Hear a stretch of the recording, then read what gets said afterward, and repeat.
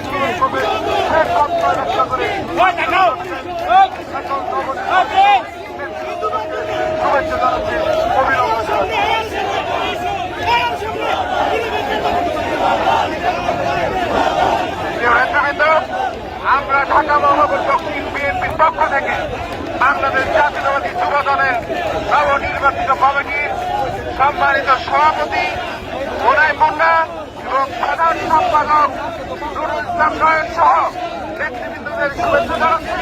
আমরা আশা করি আগামী আন্দোলনে দেশনেত্রী বেগম খালেদা জিয়ার মুক্তির আন্দোলনে তারা ভূমিকা রাখবে এবং আমরা ঢাকা মহানগর দক্ষিণ বিএনপি তাদের পাশে থেকে কাজ করবো ইনশাআল্লাহ। ধন্যবাদ সবাইকে।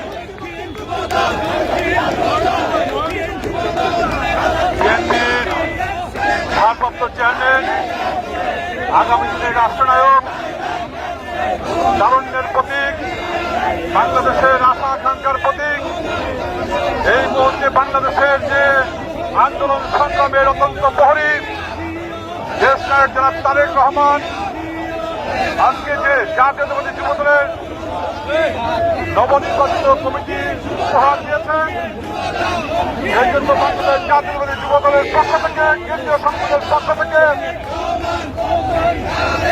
আমরা